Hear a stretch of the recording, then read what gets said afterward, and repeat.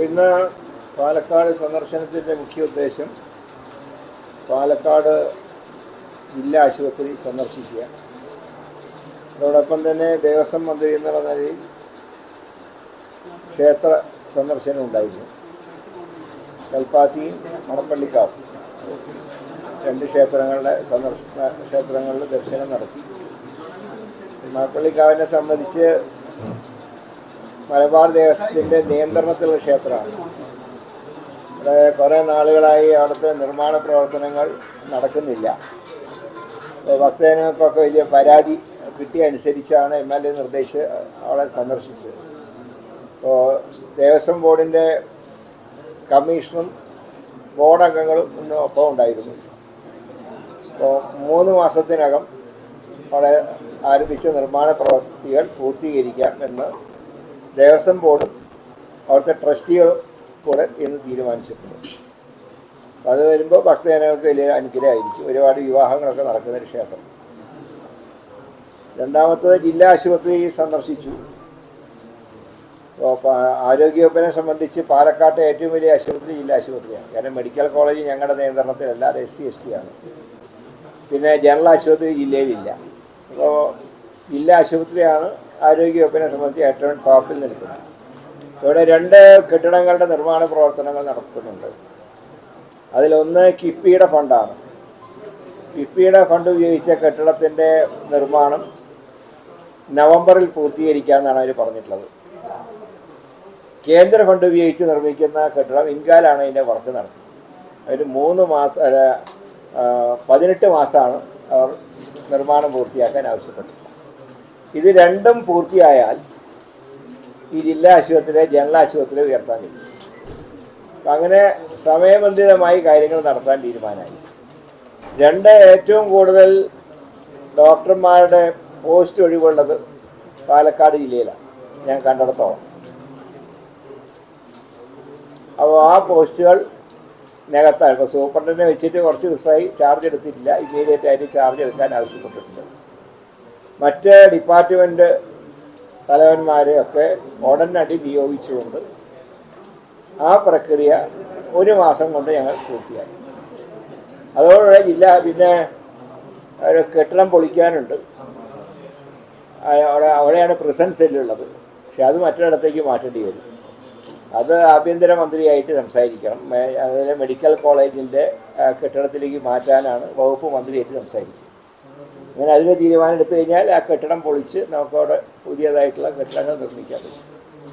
ഇതാണ് മൊത്തത്തിൽ. പിന്നെ വിരാഗിരിയിലെ ആശുപത്രിയെ സന്ദർശിച്ചു. ഒരു ബിൽഡിങ്ങിലാണ് 3 വകുപ്പുകൾ. എനിക്കൊന്നും അങ്ങനെയൊന്നും മറ്റിടത്തും കണ്ടിട്ടില്ല. അലോപ്പതി, ആയുർവേദം, ഹോമിയോ. ഇപ്പോൾ പഞ്ചായത്തിനോട് ആവശ്യപ്പെട്ടുള്ള ഒരു സ്ഥലം നിങ്ങൾ നൽകുകയാണെങ്കിൽ ആരോഗ്യവകുപ്പ് അവിടെ പുതിയ കെട്ടിടം നിർമ്മിക്കാം. അപ്പോൾ അങ്ങനെയാണെങ്കിൽ 3 ഡിപ്പാർട്ട്മെൻറ്റുകൾക്കും സ്വതന്ത്രമായി പ്രവർത്തിക്കാൻ കഴിയും. ഇപ്പോൾ ഇടുങ്ങിയൊരു മുറിയിൽ അവിടെ വിരാഗിരി കുടുംബാരോഗ്യ കേന്ദ്രമായിട്ട് കഴിഞ്ഞ സർക്കാർ പ്രഖ്യാപിച്ചിട്ട് പോയി. സ്റ്റാഫ് പാറ്റേൺ വയ്ക്കാൻ നിവർത്തിയില്ല, കാരണം സ്ഥലപരിമിതിയുണ്ട്. ഞാൻ പഞ്ചായത്തുകാരോട് ആവശ്യപ്പെട്ടത് നിങ്ങൾ സ്ഥലം നൽകിയാൽ ഏതെങ്കിലും ഫണ്ട് ഉപയോഗിച്ച് കെട്ടിടം നിർമ്മിക്കാം എന്ന് സൂചിപ്പിച്ചു. ഇപ്പോൾ പാലക്കാട് ജില്ലയിലെ ആശുപത്രിയുടെ പ്രവർത്തനങ്ങളെക്കുറിച്ച് ഒരു മേൽനോട്ടം നടത്തുക എന്നുള്ളതാണ് സന്ദർശനത്തിൻ്റെ ഉദ്ദേശം. ഇനിയും മറ്റു പല ആശുപത്രികൾ ഇവിടെയുണ്ട്. അത് പിന്നീട് ഒരു ദിവസം ഇവിടെ സന്ദർശിക്കുന്നു. ആശുപത്രികളുണ്ട്, പക്ഷെ ഒരു പ്രധാനപ്പെട്ട ഒരു ചികിത്സ വേണ്ടി വരികയാണ് എങ്കിൽ തൃശ്ശൂരിലേക്ക് പോകേണ്ട സ്ഥിതി തന്നെയാണ് ഇപ്പോഴും പാലക്കാട്. അല്ല, അത് ഒഴിവാക്കാനുള്ള നടപടികളാണ് സർക്കാർ സ്വീകരിച്ചുകൊണ്ടിരിക്കുന്നത്. തൃശ്ശൂരും കോയമ്പത്തൂരും പോകുമ്പോഴേക്കും പല രോഗികൾക്കും മരണം സംഭവിക്കുന്ന അവസ്ഥയുണ്ട്. അത് പരിഹരിക്കാനാണ് കെട്ടിടത്തിൻ്റെ നിർമ്മാണങ്ങൾ ത്വരിതഗതിയിൽ പൂർത്തിയാക്കാൻ നിർദ്ദേശം കൊടുത്തിട്ടുള്ളത്. അതുവരെ മറ്റേ നമ്മുടെ KHRDപ്ലേസിൻ്റെ ഇതുണ്ടല്ലോ, അവിടെ റൂമുകളുണ്ടല്ലോ, ആ റൂമിലേക്ക് മറ്റ് വകുപ്പുകൾ മാറ്റുക. കെട്ടിട നിർമ്മാണം പറയുമ്പോൾ ഈ സ്ത്രീകളുടെയും കുട്ടികളുടെ ആശുപത്രിയാണെങ്കിലും ജില്ലാ ആശുപത്രിയിലാണെങ്കിലും പല കെട്ടിടങ്ങളും ശോചനീയാവസ്ഥയിലാണ്. പലതും കോൺക്രീറ്റ് ഒക്കെ താഴെ വീഴുന്ന ഒരു സാഹചര്യമുണ്ട്. ഇപ്പൊ ജില്ലാ പഞ്ചായത്തിനാണ് അതിന്റെ ചുമതല. അപ്പൊ ജില്ലാ പഞ്ചായത്ത് പറഞ്ഞാൽ അവരുടെ ഫണ്ടില്ല, തദ്ദേശ ഫണ്ട് വെട്ടിക്കുറച്ചു എന്നാണ് പറയുന്നത്. അപ്പൊ അതിൽ ഏതെങ്കിലും ജില്ലാ പഞ്ചായത്തുകൾ അങ്ങനെ ഒരു പരാതി അവർ പറഞ്ഞില്ല. ജില്ലാ പഞ്ചായത്ത് പ്രസിഡന്റ് എൻ്റെ കൂടെ ഉണ്ടായിരുന്നു. അവരുടെ വർക്കുകളൊക്കെ അവർ പൂർത്തിയാക്കി തരാമെന്നാണ് ഞങ്ങളോട് പറഞ്ഞത്. പക്ഷെ തദ്ദേശ സ്ഥാപനങ്ങൾക്കുള്ള ഫണ്ട് വീതം കിട്ടാത്ത വലിയ പ്രതിസന്ധിയാണ് വിവിധ പഞ്ചായത്തുകൾ നടത്തുന്ന ആശുപത്രികൾ, ജില്ലാ പഞ്ചായത്തുകൾ. ആശുപത്രികളെ സംബന്ധിച്ചിടത്തോളം അവരുടെ ശമ്പളത്തിനോ മരുന്നിനോ ഒരു കുറവ് ഞങ്ങൾ വരുത്തിയിട്ടില്ല. അല്ല, ഫണ്ട് കിട്ടാത്തതേ ഞങ്ങൾ അവർക്ക് ശമ്പളവും അതുപോലെ തന്നെ മരുന്നും ഞങ്ങൾ ഉറപ്പാക്കി. അത് ഞങ്ങൾ കൊടുക്കേണ്ട ഫണ്ട് ഞങ്ങൾ കൃത്യമായി കൊടുക്കും. സർവീസ് കോർപ്പറേഷൻ മുഖേന അല്ലാതെ സ്വന്തമായിട്ട് മരുന്ന് കണ്ടെത്തുള്ളൂ, ആ ഫണ്ട് കിട്ടുന്നില്ലല്ലോ. അത് മുഖ്യമന്ത്രിയാണ് ഇതിനെക്കുറിച്ച് മറുപടി പറയേണ്ടത്. മുഖ്യമന്ത്രിയോട് ചോദിച്ചാൽ മതി. എനിക്ക് അതിനെക്കുറിച്ച് കൂടുതൽ അറിയില്ല. ഞാൻ മറ്റു വകുപ്പുകളുടെ കാര്യങ്ങളിൽ അധികം ഇടപെടാറില്ല. അതെ, ഇല്ല, കിഫ്ബിയുടെ ഓൺഗോയിങ് ഫണ്ടിനെ ഒന്നും തടസ്സപ്പെടുത്തില്ല. കിഫ്ബിയുടെ നിലവിൽ പോയിക്കൊണ്ടിരിക്കുന്ന ഒരു ഫണ്ടും ഞങ്ങൾ ഡിസ്റ്റർബ് ചെയ്യില്ല എന്ന് ആദ്യ ക്യാബിനറ്റിൽ തന്നെ തീരുമാനിച്ചു. പുതിയതായിട്ട് ഏറ്റെടുക്കുന്നതിനെക്കുറിച്ച് മാത്രമേ തീരുമാനം എടുക്കാൻ ബാക്കിയുള്ളൂ. കിഫ്ബിയുടെ നിലവിൽ പോകുന്ന ഇതൊക്കെ വർക്ക് ഏതാണ്ട് ഒരുപാട് മുന്നോട്ട് പോയി കഴിഞ്ഞു. ആ ഫണ്ടുകളൊന്നും ഞങ്ങൾ ഡിസ്റ്റർബ് ചെയ്യില്ല. പക്ഷേ ഈ പാലക്കാട് സർക്കാർ ആശുപത്രികൾ മാത്രം കാണുന്ന ഒരു കാഴ്ചയുണ്ട്. എത്ര സ്ട്രക്ചർ ഉണ്ടായാലും വീൽ ചെയർ ഉണ്ടായാലും അതൊക്കെ പൂട്ടിയിടും, 1 or 2 മാത്രം എടുത്ത് ഉപയോഗിക്കും. എന്നിട്ട് രോഗികൾ വരും, ആംബുലൻസിൽ ഇരിക്കും, 10-15 മിനിറ്റ് കഴിഞ്ഞ് ആശുപത്രിക്ക് അകത്തേക്ക് പറ്റും. ഇല്ല, അതുകൊണ്ടാണല്ലോ അതിനെക്കുറിച്ചൊക്കെ കർശനമായിട്ടുള്ള നിർദ്ദേശം കൊടുത്തിട്ടുണ്ട്. DMO ഒന്നും ഒപ്പം ഉണ്ടായിരുന്നു. ആശുപത്രിയുടെ സൂപ്രണ്ട് പക്ഷേ ചാർജ് എടുത്തിട്ടില്ല. ഇമ്മീഡിയറ്റ് ആയിട്ട് ചാർജ് എടുക്കാൻ പറഞ്ഞു. കഴിഞ്ഞ 29-ാം തീയതിയാണ് പോസ്റ്റ് ചെയ്ത്. ചാർജ് എടുത്തിട്ടില്ല. ഇമ്മീഡിയറ്റ് ആയിട്ട് ചാർജ് എടുക്കണം ആവശ്യപ്പെട്ടു. വേറെ വിഷയമുള്ളത് ഈ MBBS വിദ്യാർത്ഥികളുമായി ബന്ധപ്പെട്ടൊരു കാര്യമാണ്. അതായത് ഈ ദേശീയ മെഡിക്കൽ കമ്മീഷൻ തന്നെ പറയുന്നത് MBBSന്റെ പഠന കാലയളവ് എന്ന് പറയുന്നത് 4.5 വർഷമാണ്. ആ 4.5 വർഷത്തേക്കുള്ള ഫീസേ വാങ്ങാൻ പാടുള്ളൂ എന്നാണ്. ഞാൻ പറയാം, ഈ വർഷവും തുടർന്നുള്ള വർഷങ്ങളിലും അത്രേ വാങ്ങാൻ പാടുള്ളൂ എന്ന് പറഞ്ഞ് സർക്കാർ ഉത്തരവ് ഇറക്കി. പിന്നെ മുൻ വർഷം ഇറക്കി. പക്ഷെ മുൻ വർഷങ്ങളുടെ കാര്യം ഇപ്പോൾ പറയാൻ നിവർത്തിയില്ല. കാരണം കോടതിയിൽ സ്റ്റേ ഉണ്ട്. മാനേജ് ചെയ്യുന്നത് സ്റ്റേ പോയിട്ടുണ്ട്. രക്ഷിതാക്കൾ പോയിട്ടുണ്ട്.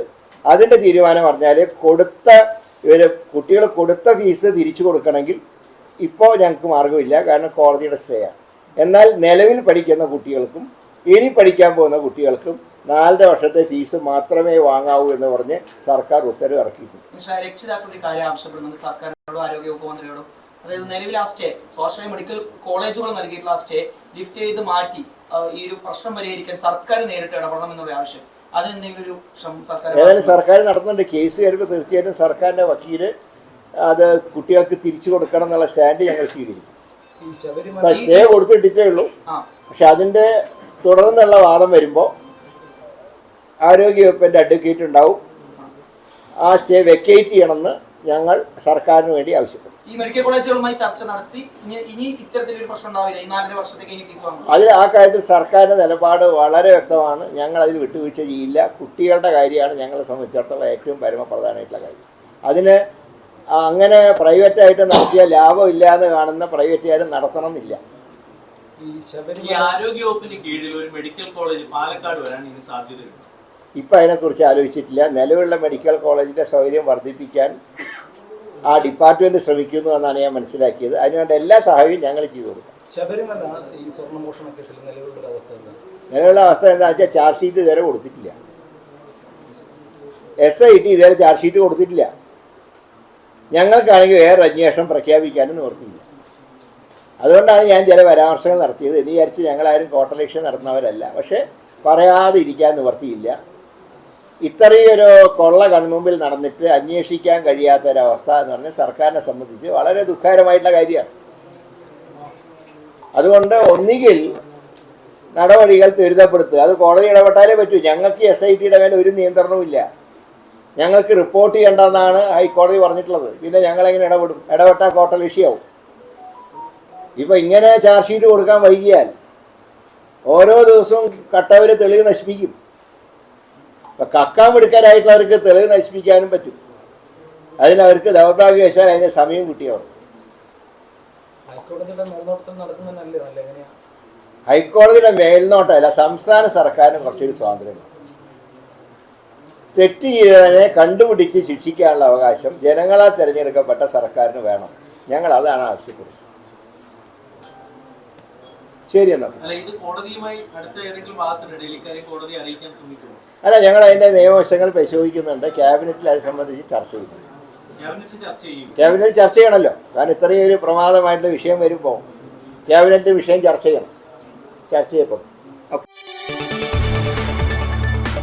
കൂടുതൽ വാർത്തകൾക്ക് news 18 Keralam YouTube channel subscribe ചെയ്യുക.